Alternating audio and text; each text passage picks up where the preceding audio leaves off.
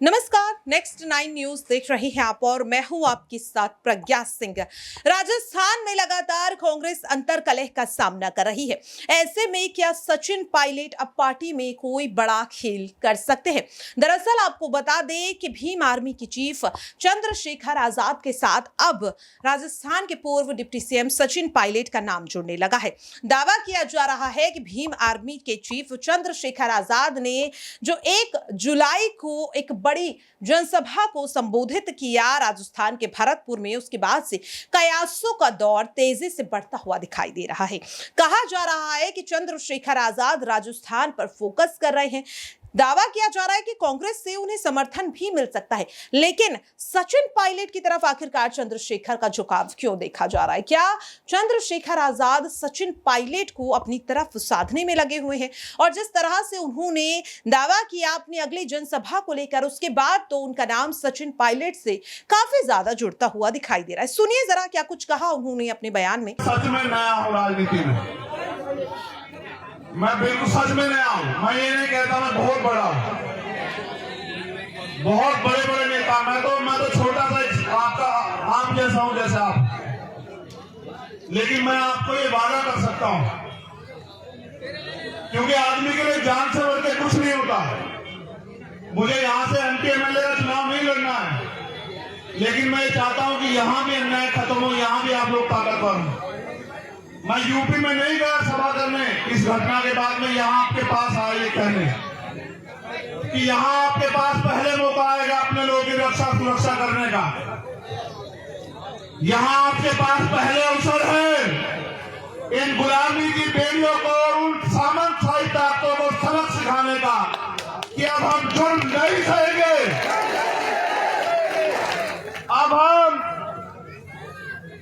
किसी भी कीमत पे किसी भी अन्याय अत्याचार को बर्दाश्त नहीं करेंगे, चाहे वो चंद्रशेखर आजाद के साथ हो या गांव में रहने वाले आम किसी किसान, कामगार, नौजवान, महिला, मजदूर किसी के भी साथ हो, इस अन्याय को नहीं सहेंगे। ये सबसे बड़ा मौका आपके पास आने वाला है और मैं ये आपसे आग्रह करूंगा, ये राजधानी है हमारी, मैं इस बात को जानता हूं। ये आगरा से लगी हुई ये राजधानी है हमारी। मैं आपसे अपील करूंगा, आपने मिट्टी के पुतलों को ताकतवर बनाया। मैंने आपसे पहले कहा कि सबके लिए अपनी जान कीमती होती है। लोग रोटी और जान के लिए जीते हैं। मैं अगर जीता हूं, अगर मुझे दूसरा जन्म मिला है, तो मैंने पहला जन्म भी आपके नाम सब कुर्बान कर दिया था और मेरा ये जन्म भी आपके नाम कुर्बान रहेगा। आप इस बात को जान लें। ना मैं आपके स्वाभिमान, सम्मान, आपके हक अधिकारों से पहले समझौता करता आया और मैं आप करूंगा। मेरी जान जा सकती है, लेकिन मैं कभी आपके अधिकारों के को छुपने नहीं दूंगा। ये वादा करने के लिए भरत पड़ा है। मेरे जाने के बाद तमाम तरह की बातें होंगी, बस याद रखना। अगर आप ये सोचते हो कि आपके साथ यहाँ अन्याय हुआ, मैं दिल से कह रहा हूं, आपके पीठ पे पड़ी एक एक लाठी चंद्रशेखर आजाद की पीठ पे पड़ी। जब कोई जालिम, देखो मुझसे लड़ाई क्या है मैं बता देता हूं। अब से पहले नहीं होता था कि कोई ताकतवर किसी की बच्ची को नोच ले, किसी का अपमान करे, किसी को गलत निगाह से देखे, किसी को घोड़ी पे ना बैठने दे, किसी की मूछें रखने पे हत्या कर दे, किसी की मटकी छूने पे हत्या कर दे। अब से पहले नहीं होता था, लेकिन अब होता है कि अगर ऐसा कोई करता है तो वो मिनट से पहले जेल जाता है, उसका बाप भी उसको बचा नहीं पाता। होता है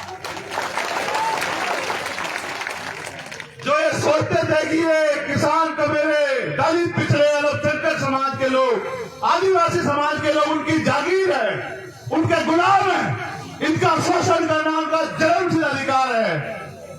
आज वो लोग मिनट से पहले जेल में जाते हैं, उनको सजा होती है।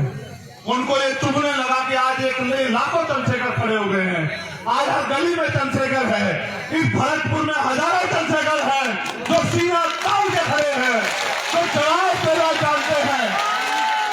ये उनको चुभने लगा। वो लोग अपनी सरकार के मंचों पर बैठते कहते हैं जो कल तक हमारे जूतों के फीते बांधते थे, इस संविधान की वजह से हमारे सर पे चढ़ के बैठ गए हैं। ये वो कहते हैं।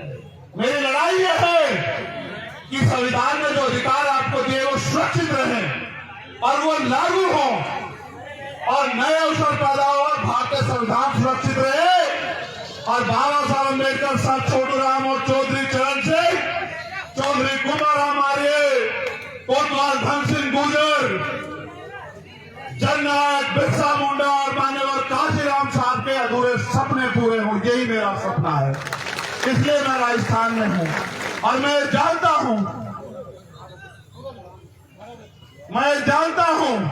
नहीं मुझे बोलने दो।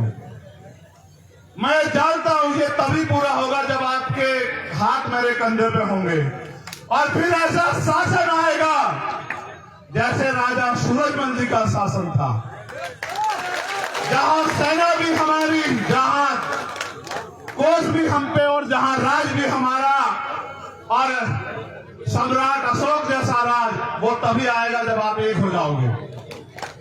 बहुत बहुत धन्यवाद। आपके प्यार, आपके आशीर्वाद की अभिलाषा रखता हूं और ये उम्मीद करता हूं कि अब की बार आप मेरे हाथों को मजबूत करोगे और मेरे पीठ का जख्म बढ़ जाएगा लेकिन मेरे दिल के जख्म को कम करने का काम करोगे, ऐसा मुझे विश्वास है। 20 अगस्त को जयपुर में हमारा महासम्मेलन है। मेरी निगाह रहेगी भरतपुर के क्षेत्र के लोगों पे कि वो मेरे सम्मान की रक्षा करने के लिए जयपुर जरूर आएंगे।